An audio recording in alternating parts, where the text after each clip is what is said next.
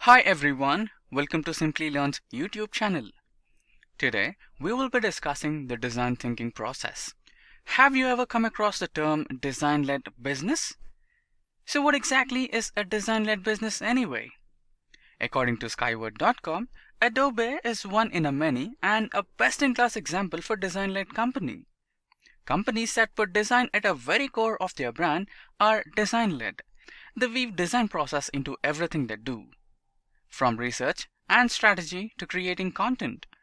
They think beyond transactions and focus on beautiful experiences that build lasting and meaningful relationships with customers. Isn't that wonderful? Indeed it is. Some of the stats that's trending these days are on the screen.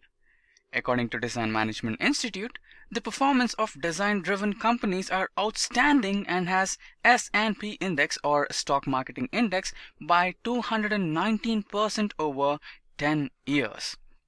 And second, we found another source from Passes New School. The team confirms that 75% of the organizations have accepted that they are engaged in design thinking.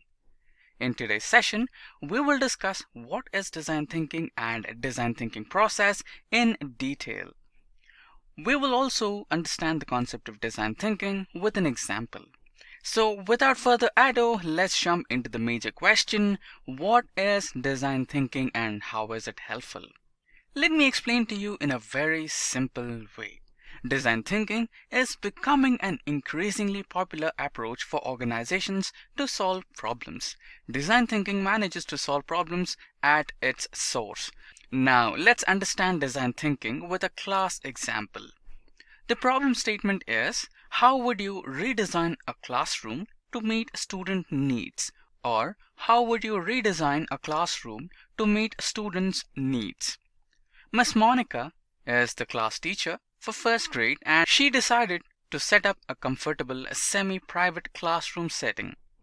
After discussing with the students and implementation of design thinking, she got a good result, such as students liked to stay in the class, the students showed good improvement in terms of interaction with the teacher, they could move freely in the classroom, they showed more interest in learning inside the classroom.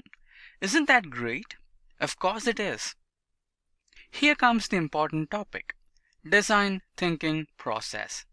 The design thinking process is widely used in industries and was created by Stanford D. School.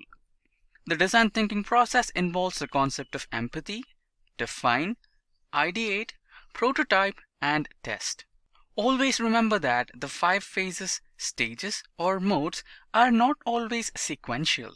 The process do not follow any specific order or can be applied once or can be repeated iteratively. Now, it's time to examine how design thinking principles can assist us holistically in order to solve challenges. The first point, empathy. First comes empathize. Here, you should perform research and analyze to know the current DEI state. Here, DEI stands for diversity, equity, and inclusion. A good design idea comes through a continuous focus on human-centric ideas. Design thinking not only encourages us to gain DEI solutions, but also eliminates barriers for professionals who are aiming to achieve their career aspirations with fair and good opportunities.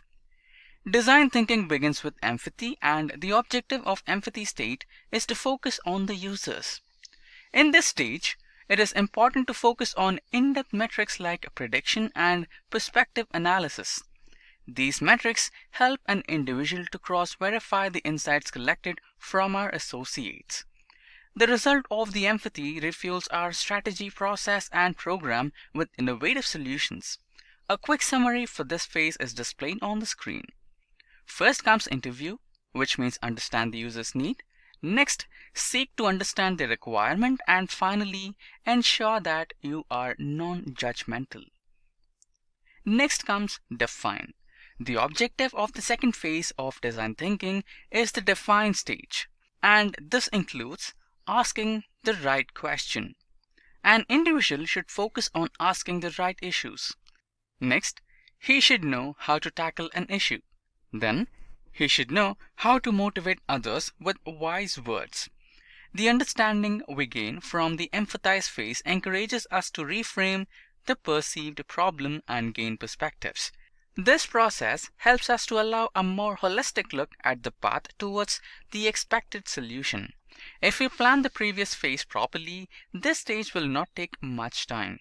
While defining the problem, we should ensure that every associate follows the problem-solving process correctly. This phase helps us to build with the most authentic solutions. The quick summary for this phase is on the screen. Role objectives, decisions, challenges. Moving on to the next stage, we will talk about the ideate phase.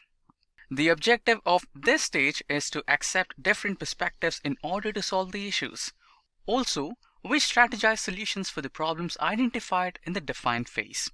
In this phase, we should address divergent styles of thinking.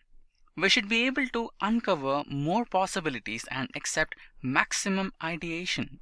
Later, we should consider convergent styles of thinking to manage an overall process and purpose.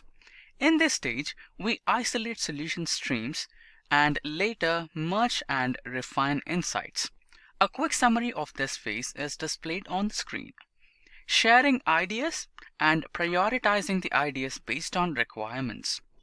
The next step is to create a prototype. Create a prototype of the design solution that you finalized in the ideate phase. Prototypes are advanced, mid to high fidelity wireframes with more visual details and interactions between elements of the design. Here comes the important question. What is the purpose of a prototype?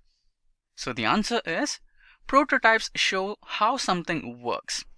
They depict functionality that may not easily be seen from a mock-up. They are useful for user testing. They are ideal for quick internal use and client feedback. A quick summary for this phase is on the screen.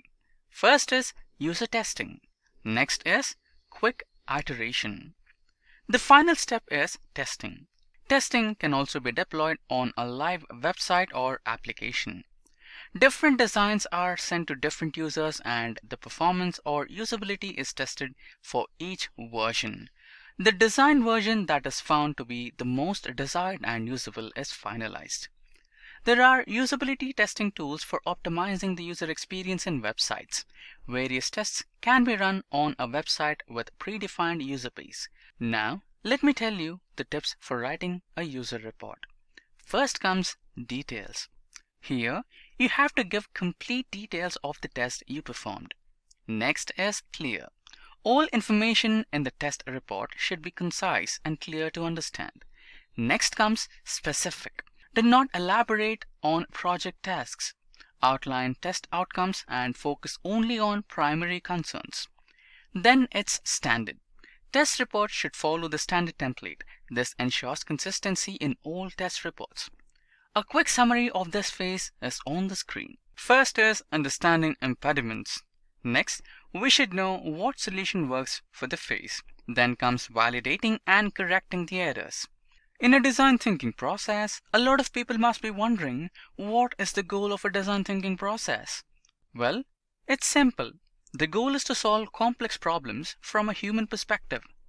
The design thinking process focuses on creativity, innovation, and user centricity, helping you to come up with actionable solutions that are desirable for the user, viable for business, and technologically feasible. That was all about the process of design thinking. The design thinking process serves as a strong foundation to formulate reliable strategies that result in good products. Now we have reached the end part of this tutorial on design thinking. I hope it was informative and interesting. If you have any queries about the topics covered in this tutorial, please ask away in the comment section below. Our experts are 24/7 ready to solve all your queries. Thank you for watching, stay safe and keep learning. Hi there, if you like this video, subscribe to the Simplilearn YouTube channel and click here to watch similar videos. To nerd up and get certified, click here.